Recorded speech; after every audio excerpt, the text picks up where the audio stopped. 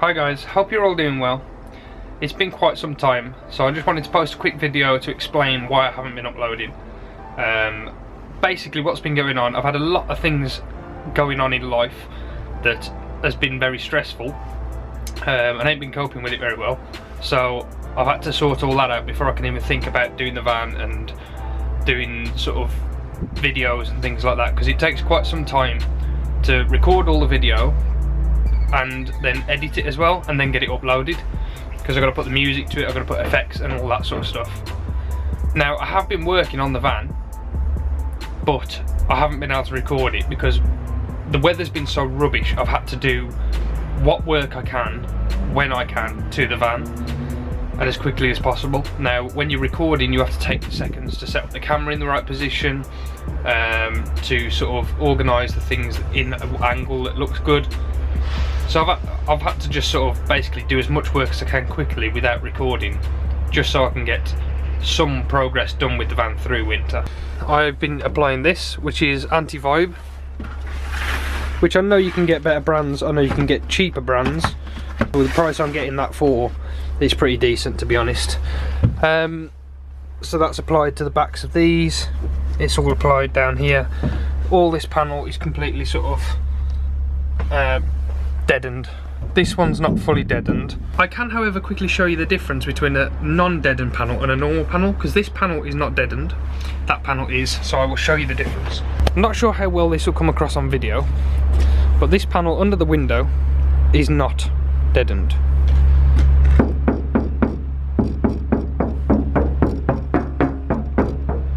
It sounds quite tinny.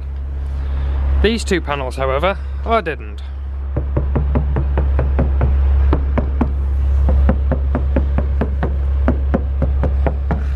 You might be able to tell the difference, and if you haven't already noticed, the van is going slightly whiter than it was.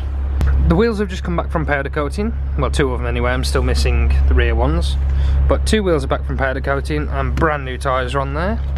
You might also see through there are some brand new brake calipers and new brake lines, even the new compass section here, just here. So it's got all new brakes at the front.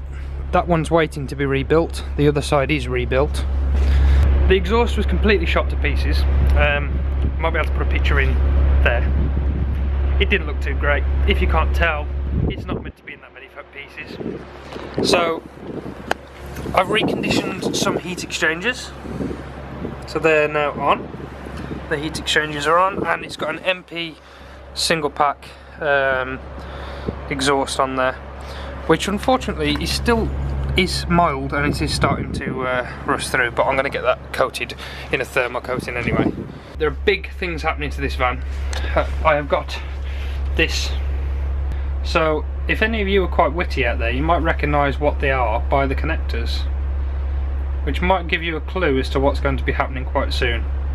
If you can guess it, drop a message down in the comment box and we'll see if you can figure out what's going to be happening soon. So today I'm going to be doing the rest of the installation on the van, and I'm going to show you how I sound deadened and insulated the actual van, how I attached it to the panels. Behind there is the same as this one, with the anti-vibe stuck on there. This probably needs a little bit more here, but it is quite well deadened. I just got to put this foam onto that one, but today we're going to be sound deadening this section. If you've never seen this before, how it actually works is you've got a metallic base on the front, and then on the back you have butyl, however you pronounce it, which is like almost a putty. Your metal gives you an extra skin onto the surface that you're putting it on to give it a bit more sort of structure to stop vibration. And the butyl, what that is like a dampener. So the same way your shock absorbers stop the springiness of your suspension, this stops the panel from reverberating, causing horrible noises. And the idea is to cover a majority of the surface, not one big lump of it.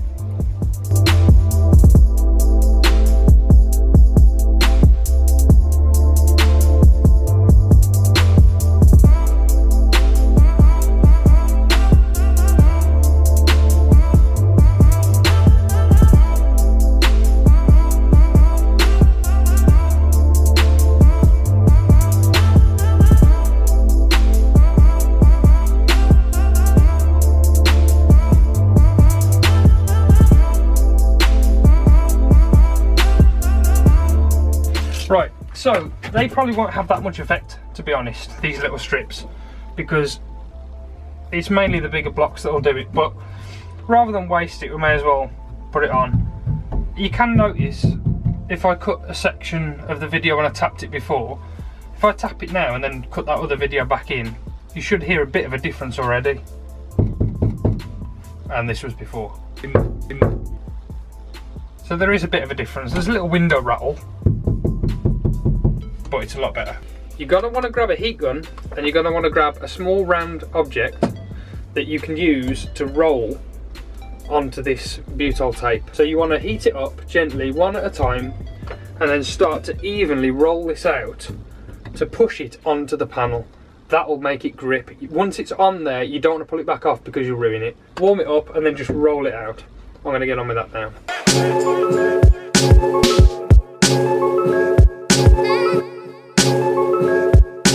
What we're using for insulation is from B&Q. One moment. We're using this, which I don't know how to pronounce it. Is it Dial? D-I-A-L-L? Recycled plastic loft insulation. It's not waterlogging, which means it don't get soaked up with water and then just sit there. It should eventually dry out if it does get wet. So we're using this, and what we've just done simply, we didn't even cut this, because you can try and cut it, but it's pointless because you can pull it apart quite easily. You can tear it. So it comes in a big roll. We just literally laid the roll on here, rolled it out, guessed where it came up to, pulled the whole roll off, tore it down, and then that leaves you with your strand. I would recommend using Trim Fix, which is a white and red can, which is heat resistant trim spray, trim adhesive. If you can't get a hold of that and you need to get some quick, use this. Well, I would suggest using this. It's called Nemesis. It's contact adhesive from Screwfix. Yeah, Screwfix. But it's a high heat, non-staining adhesive, so it's the same stuff really. I think it's about $8.99 a can. Now you can get Trim Fix for bundles, cheap on eBay. But if you can't wait and you need to get some quick, grab some Nemesis. And you can sort of Spider-Man your web on. Get it pretty well covered. And then just spray some on the back here of what you're attaching. You don't need so much on this, just a light covering. So I can get this one, make sure I'll put it in the right place. Okay, and then just push it on and tuck it behind. So that is how I have a hairy finger. So that is how I have been insulating the van. I've basically been sound deadening the underneath, then putting the insulation on top, and this will of course have a trim piece over the top of that. This stuff's pretty good at holding heat in, but it also stops too much heat coming in, so it acts as a bit of a thermal barrier to stop the van overheating. There are a lot more videos coming. I'm just waiting on parts. So if you actually guessed correctly, these are actually solar cables. So we are going to be running a solar panel on this van. I will be updating properly on how to install a solar system. I will be updating properly how to install a solar panel on a T25.